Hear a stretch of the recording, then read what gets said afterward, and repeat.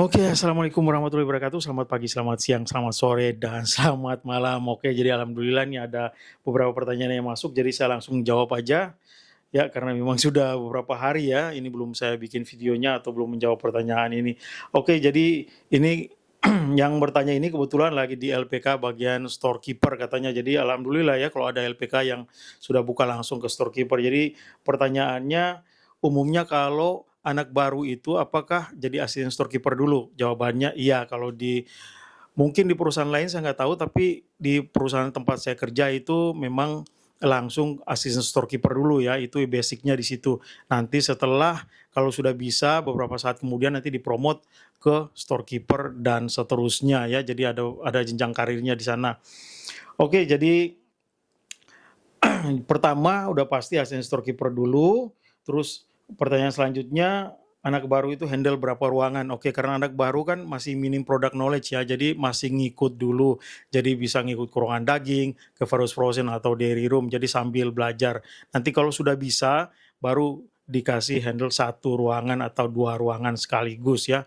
Karena kalau di perusahaan tempat saya kerja ini di Holland Amerika lain, karena dengan keterbatasannya eh, asisten storekeeper, jadi satu orang bisa handle dua ruangan ya, tergantung nanti pas pembagiannya. Jadi tergantung storekeeper atau asisten profesor masternya yang nanti kasih assignment-nya di mana. Oke, jadi kalau untuk PPE ini selanjutnya untuk PPE saya nggak tahu PPE apa yang dimaksud ya. Mungkin ini karena anak storeroom kan biasanya pakai apa namanya back support ya, back support. Cuman kalau kalau punya di sini tidak di-provide back support, jadi kalau punya bawa sendiri dari rumah, kalau memang takut kenapa-napa, bawa sendiri dari rumah, jadi boleh dipakai setiap hari pada saat ngangkat-ngangkat.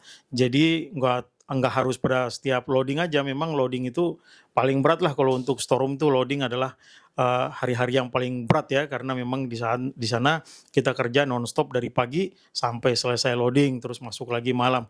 Jadi kalau kira-kira mau bawa back support sendiri boleh karena back support tidak disediakan di storeroom. Oke, jadi bisa bawa sendiri. Terus pertanyaan selanjutnya, ini request ya, jadi pingin lihat gimana atau video waktu kita ngisu. Jadi nantilah saya buatin ya videonya kalau sudah kembali lagi ke kapal karena sekarang masih di rumah kan. Oke, terus selanjutnya saya mau tanya jika di kapal untuk bagian store freezer penyimpanan daging apakah ada yang responsible? Oke, jadi kalau tadi saya bilang karena kalau misalnya baru kontrak pertama atau ya baru kontrak pertama lah katakanlah itu asisten storekeeper kan kalau memang belum punya product knowledge biasanya belum langsung di-assign di ruangan sendiri karena nanti kacau lah karena belum punya product knowledge ya nanti jadi banyak ibaratnya banyak masalah lah karena kita belum terlalu ngerti kan jadi masih dipandu gitu masih diajarin product knowledge jadi nanti kalau sudah bisa baru dilepasin terkecuali kalau memang sudah punya pengalaman dari perusahaan lain sudah banyak ngerti daging karena di meat room situ kan macam-macam kan ada sosis daging udah jelas terus macam-macam daging ya jadi ada sosis, ada proses meat. Jadi nanti kalau kira-kira memang sudah punya pengalaman di perusahaan lain atau kalau memang sudah menguasai product knowledge baru bisa dilepas sendiri. Kalau masih pemula biasanya masih ikut-ikut dulu ya sambil belajar.